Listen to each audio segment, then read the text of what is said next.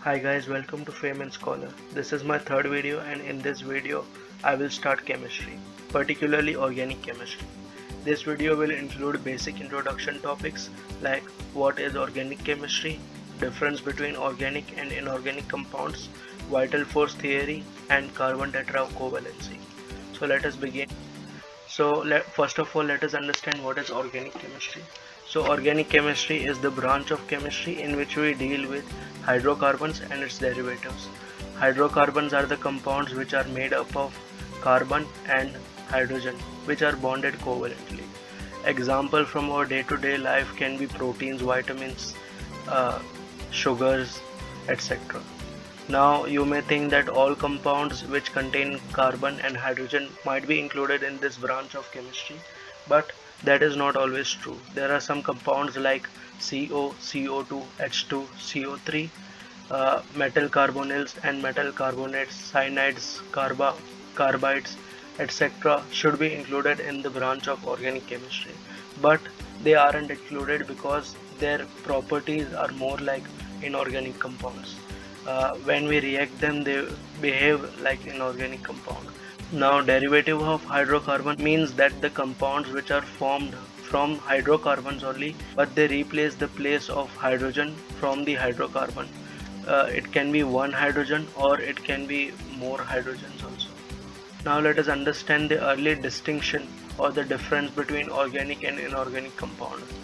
In the earlier days, it was believed that organic compounds are the compounds like urea, sugar, fats, dyes, proteins, vitamins, etc., which were obtained from animals or plants directly or indirectly, are called organic compound. That is, we get them by eating plants or animals, or we isolate them from animals or plants.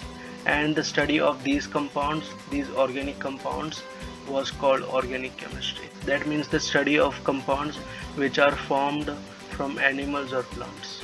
When we study about earlier organic chemistry, there is one term or there is one theory which always comes in place, that is the vital force theory. Uh, it's it was believed that organic compounds cannot be created in laboratory by humans, but it can only be isolated from plants and animals. That means after doing some reactions, we were not able to find any organic compound. We were not able to synthesize any organic compound, but we were only able to get them from plants and animals.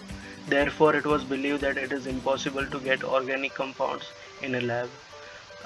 Based on this thing, a Swedish chemist named Berzelius propounded a theory called vital force theory. Uh, he founded this theory in the year 1815, and it states that organic compounds are produced under the influence of some mysterious forces called vital forces. He said that organic compound can be formed by animals and plants only, who have some mysterious force. This force was unknown to them, and therefore he named it as vital force. The vital force, uh, which only existed in animals and plants. Since they had this vital force, according to them, hence the name came vital force theory. Now, this vital force theory was proved a hoax because in the year 1828, a German chemist named Wöhler produced an organic compound from an inorganic compound. What he did was he by mistakenly heated ammonium cyanide and he got urea. Urea was a well-known organic compound. Since he was able to produce organic compound from an inorganic compound in a lab, it proved that the vital force theory was a hoax. Also, some other scientists had produced other organic compounds. Some scientists like Kolbe, they had produced organic compounds similarly from inorganic compounds. Now, inorganic compounds were like common salts, marble, alum, nitre, blue and green vitterols, etc. All these were considered inorganic compounds because they obtained this compound from non-living sources like rocks and minerals. Therefore, they termed it as inorganic compound. The study of inorganic compound was called inorganic chemistry. Now let us understand tetracovalency of carbon. We know that carbon has atomic number 6 and its electronic configuration is 2, 4. In the outer electronic shell it must have 8 electrons, but it has only 4 electrons. Due to this, it has valency of 4. Since it has a valency of 4, it is very hard for it to lose or gain electrons and form ionic compounds. Therefore, it always produces 4 covalent bonds. Since all organic compounds have carbon as their essential element, as we know that all organic compounds are made up of hydrocarbons, in which carbon is the most important element, and that nature of the bond is always covalent, it is not ionic. Thus, carbon is always tetracovalent. Now, due to this, we got to know that it can form compounds like methane. Also, from methane we can produce carbon tetrachloride, that is CCl4. Also, we have a organic compound called ethane. There are many more organic compounds which we will learn later. We were able to find out that there are these elements also, but we were not able to identify like what is their spatial orientation. Spatial orientation means how they were arranged in space. So this did not reveal that. Also, it did not reveal that the structure was planar. That means it lie on the same plane, or it was on other plane also, like 3D image, or it was non-planar. This problem was solved by Van 't Hoff and Liebel in 1874. Now these two scientists, they predicted that the 4 bonds of carbon atom are directed towards the 4 corner of a regular tetrahedron. That is, the angle between the bonds was 109 degree 28 minutes. Now what they meant was that they had studied this compound called methane, and they got to know that it was like the shape of a tetrahedron. Right here was a tetrahedron. What they meant is, in the center there is carbon, and this carbon was directed. That means there was a covalent bond over here to the corner where hydrogen was placed. We can see it over here. Here a carbon is placed, and here are the 4 hydrogen which are represented by the corners, and the angle between these 4 covalent bonds was 109 degree 28 minutes. Now let us revise what we have learned till now. We have learned that organic chemistry is the branch of chemistry in which we study hydrocarbon and its derivatives.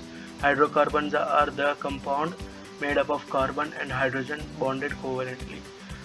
It does not include all carbon and hydrogen compounds, because some compounds acts as inorganic compound also.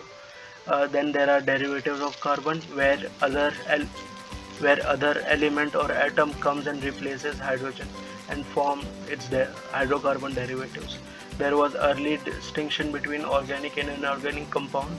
That is, organic compounds are only obtained from plants and animals, and there came vital force theory. That is, plants and animals had some mysterious forces inside them called vital forces, which was propounded by Berzelius. This theory was, however, proven wrong or a hoax, because in 1828 a German chemist called Wohler, he had done some discovery that we can produce organic compound from an inorganic compound. Earlier they thought that inorganic compounds were compounds which are found from the earth's crust, like rocks and minerals.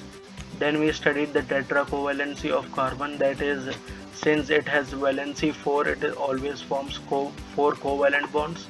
And since carbon is the essential element of hydrocarbons or organic compounds, all organic compounds have covalent bond in them.